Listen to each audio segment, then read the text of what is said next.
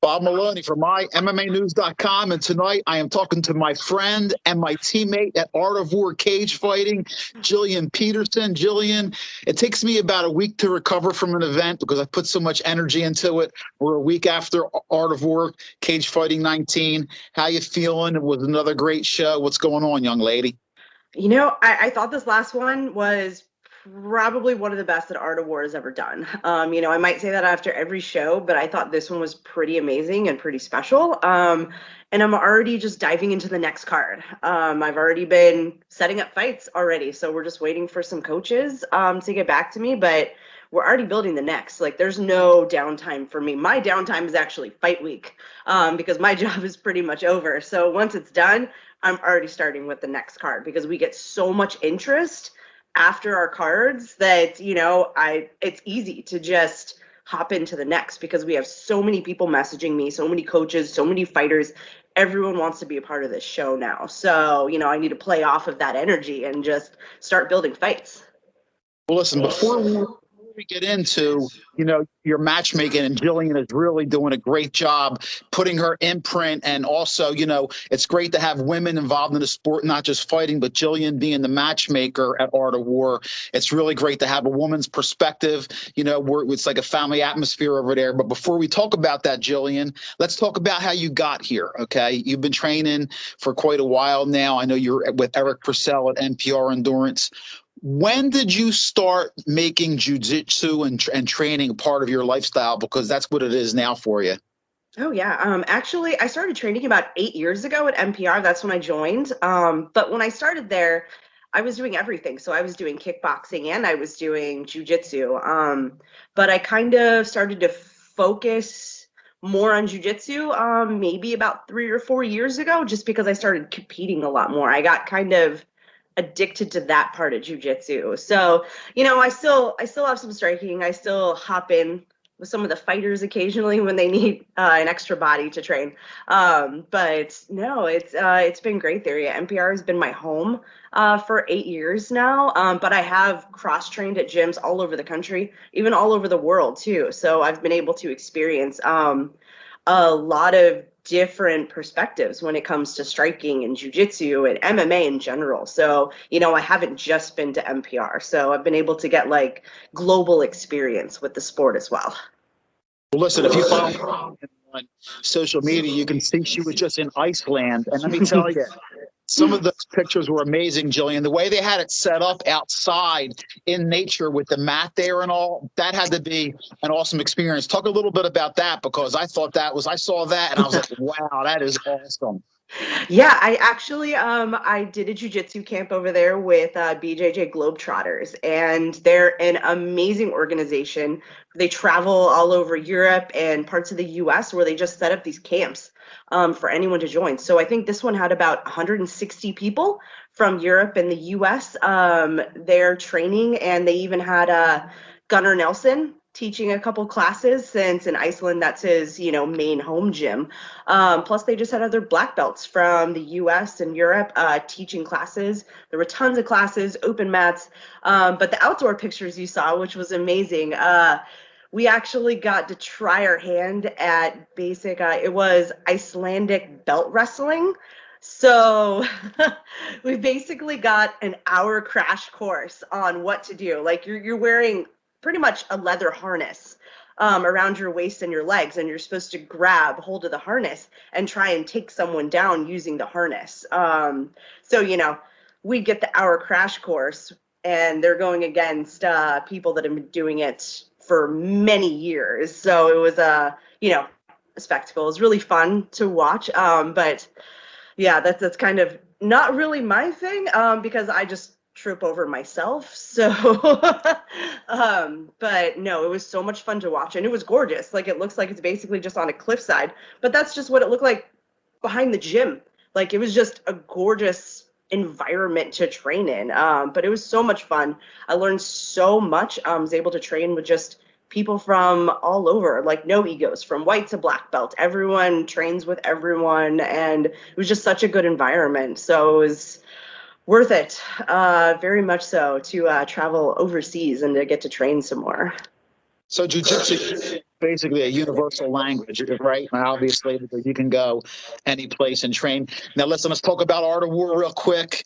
You're a matchmaker. Jillian, being a female in the business, I'm sure that even to this day, you probably get some people who might not respect you as much or give you an attitude. But when you first got started in this, did you sense it even more? Because now that you've done so many shows and had success, you're obviously building a resume and a track record and respect. But in the beginning, I'm sure. Just tell me a couple little stories or whatever. That I don't want you to throw anybody under the bus, but maybe obstacles you may have had to overcome from being a female trying to get your feet wet in this sport. Yeah, when I first started with a different organization, I just didn't have the same connections and contacts and gym relationships as I do now. So that was definitely hard. I'd be messaging coaches or fighters, and they're just like, "Who are you? Like, I've never dealt with you before." And so, just trying to prove that I do understand the sport and I know what I'm talking about. Surprisingly, I haven't gotten too much flack for being a female. I think it's just more, there are some guys that are just like trying to explain things a little bit further about their striking style and their wrestling and their jujitsu. Like I wouldn't understand anything they're talking about. But I truly understand a lot. Like I've been pretty ingrained in this sport for a long time now. But it's just, some fighters I've dealt with just have that ego, and try and talk about their better matchups for them. I try and make equal matchups. I want it to be a good fight. I'm not throwing people the cans, just to pad someone's record. Because if you've looked at our fights, like our last few cards, like there's none of that happening. So the people who come at me, I'll give them good fighters where I think it would be a good matchup, but then they'd come back with like, oh, I'd like this person, but this person has like a 1-7 record, and thinking that would be okay. But we're not that organization. We're not trying to make matchups like that. So it's so I just get people that kind of just try and push a little bit like that, but then they realize that it's not going to happen. Like, we're not going to make that fight. We can make so many other better fights than that. So, it's either you're going to fight someone good to test yourself, or you're just not going to fight at all with us. So, it's just, I think that like me and Bickings are kind of the good cop, bad cop, essentially, because I know Bickings is like the most amazing promoter and he's nice to everyone, but sometimes like I need to be the one to say no, because he wants to just say yes to everyone, but we can't do that. So, that's where I have to come in. So I have to, say no occasionally. But no, I've had, just definitely some interesting fighters over the years. I had someone who thought that we weren't promoting him enough, even though he was just an amateur fighter with one fight, and just cursed me out over Instagram because he felt that us just we didn't put his poster out fast enough when we were trying to promote pros instead. And so it was just it's crazy. So just trying to make people happy. There's all kinds of personalities out there. And listen, it was great because it was ladies' night. I mean, this recent Art of War card, like you were saying about even matchups. I mean, we had 9 fights, 1 knockout that was a great fight into the second round, and the other 8 fights all went the distance, and every one of them wasn't one boring fight. You got to sit in with me commentating for the first 3. And like I said, we had 3 ladies fights, including, our first female pro fight. Give a shout out to Natalie Schlesinger and Sandy Chang. What a great fight that was. And now Jillian is on to Mischief Night, October 30th. Jillian, you have about, 10 weeks. Is that a good amount of time for you to build a pro-am card? Is 10 weeks, is that, the perfect amount of time? What do you think? Oh, that's more than enough, honestly. And I'm just getting the ball rolling early, because obviously pros, they want to have a good fight camp, so we try to give them that 2 months. Amateurs, sometimes they don't want to take fights this far out. Coaches kind of don't want to have their fighters signed up for something so far out. So, we're really trying to get our pros in line, even a couple amateur title fights, things like that. If we can lock them in early, great, but we don't have to. So this 10 weeks is a perfect amount of time. So I know that we're going to have a really stacked October card just because everyone wants to fight on this next one. So I know that I'm going to have to turn people away for this one, and it's kind of sad, but yeah, I know this next one's going to be even better than this last one, especially with this 30-foot cage we have. I think that just made a huge difference when it comes to the fights now. So it's just more of a striker's delight now when it comes to that huge cage. Wrestlers really have to work harder for the takedowns, trying to get people up against the fence. So you see a lot more stand-up action. So I think it's a lot more exciting for the fans now that we have the bigger cage. I couldn't agree more. There, Jillian. Now you also compete. We were talking about that, and you had a super fight next week that was just canceled. What do you have coming up on your schedule? Do you have anything marked off that you may be competing in? What's the story there? I do, yeah.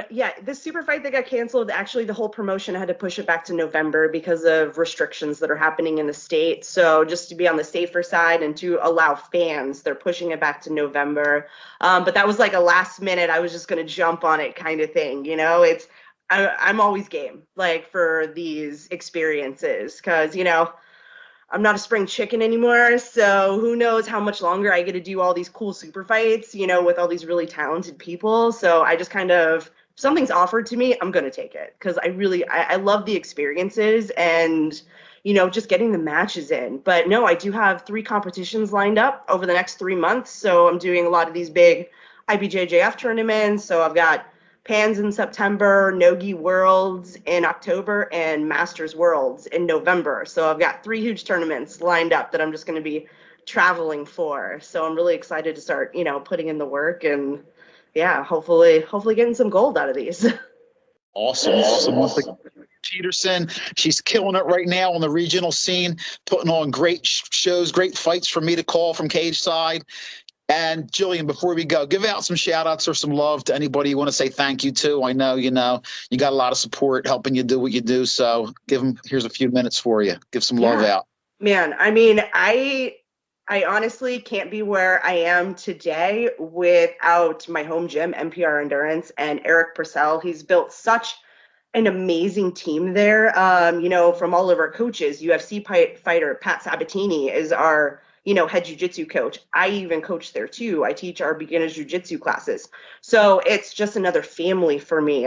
So without them, I wouldn't be matchmaking. I wouldn't be doing all these cool things, without the support of all of them. And, and Mike Bickings from Art of War, he's just an amazing human being. Like, you will not find another promoter so dedicated to their fighters than you will him. So those are, my 2 people, basically, where I get to do all this cool stuff, like, who says that they can do all this amazing things? So, those are the main 2.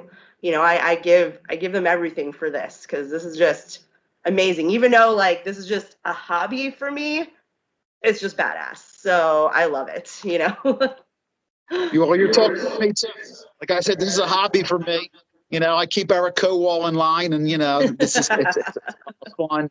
And let's give a shout out to Deb too. Deb Bickings, who's also has really made an Art of War cage fighting a family atmosphere. Listen, Mike will tell you who the boss is. Mike's the boss. But we all know who has the keys to the car and who's the ass kicker right there. And you got to give a shout out to Deb because we get to have a lot of fun. And, the important thing is providing a venue for fighters, which is, why we're in this. We love the sport and the fighters and what they're doing is, like I said, in the regional scene, doing such a great job and making it pleasant. And we're trying to, help them get great fighters. Once again, Jillian Peterson, great talking to you. And, don't forget to feed my MMA News and myself when you get those fights lined up so we can get those interviews. As those fights roll in, I expect to see my notifications going off from Jillian telling us what's on deck. Well, thank you. And you'll be the first to find out, and you'll be hearing about a bunch soon. Sounds great, Jillian. All right. I'll talk to you soon. Thank you.